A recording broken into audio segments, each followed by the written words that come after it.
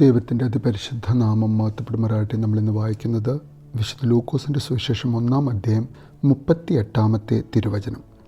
മറിയാം പറഞ്ഞു, ഇതാ കർത്താവിൻ്റെ ദാസി, നിൻ്റെ വാക്ക് എന്നിൽ നിറവേറട്ടെ.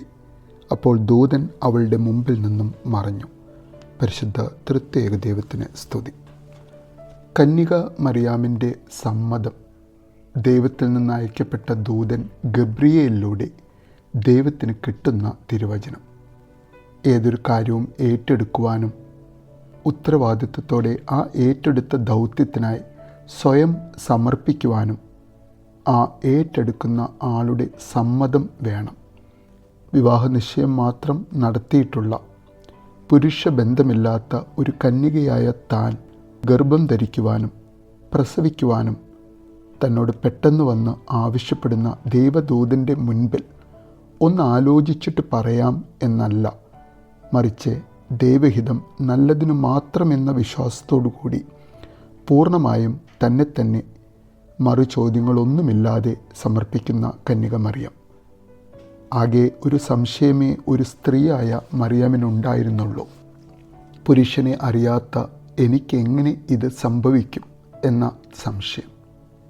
എന്നാൽ ദൂതൻ്റെ ഉത്തരത്തിൽ നിന്നും തന്നിലൂടെ ദൈവം ആവശ്യപ്പെടുന്ന കാര്യം പൂർണ്ണമായും ഉൾക്കൊണ്ട് വലിയ ഒരു റിസ്ക് എടുക്കുവാൻ തയ്യാറാകുന്ന കന്യക മറിയാം. തനിക്ക് വരാവുന്ന പേരുദോഷം, മാനഹാനി ഇതൊന്നും കാര്യമാക്കാതെ, തൻ്റെ മനസ്സിൽ പിന്നീട് ഉയർന്നു വരുന്ന 1000 സംശയങ്ങൾക്കൊന്നും ഉത്തരം കാത്തു നിൽക്കാതെ സ്വയം പൂർണ്ണമായും ദൈവത്തിന് സമർപ്പിക്കുന്ന അമ്മ മറിയാം. അമ്മ മറിയാമിൻ്റെ യെസ് എന്ന വാക്കുപോലെ ഈ ലോകത്തിലായിരിക്കുന്ന നാം യെസ് എന്ന് പറയേണ്ട സന്ദർഭങ്ങൾ നമ്മുടെ ജീവിതത്തിലും വരുന്നുണ്ടാകുമോ?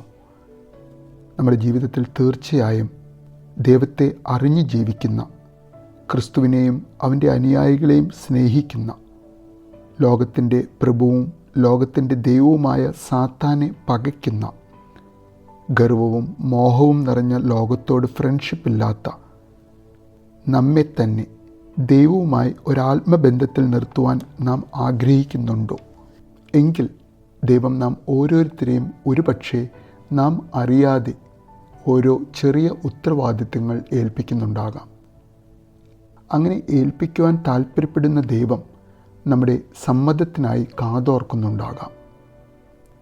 ദൈവം നല്ല കാര്യങ്ങൾ നമ്മെക്കൊണ്ട് ചെയ്യിക്കുവാൻ പ്രേരിപ്പിക്കുവാൻ, അങ്ങനെ ദൈവപ്രേരണയാൽ, അത് വളരെ ചെറിയ കാര്യമായിരുന്നാൽ പോലും ആ കാര്യങ്ങൾ ചെയ്യുവാൻ, അങ്ങനെ ദൈവ ഇഷ്ടം നിറവേറ്റി കൂടുതൽ ഉത്തരവാദിത്തങ്ങൾ ദൈവം നമ്മെ ഏൽപ്പിക്കുവാൻ ഉതകും വിധം ദൈവത്തിൻ്റെ വിശ്വസ്തനാകുവാൻ നമുക്ക് ഓരോരുത്തർക്കും ആഗ്രഹിക്കാം, പ്രാർത്ഥിക്കാം.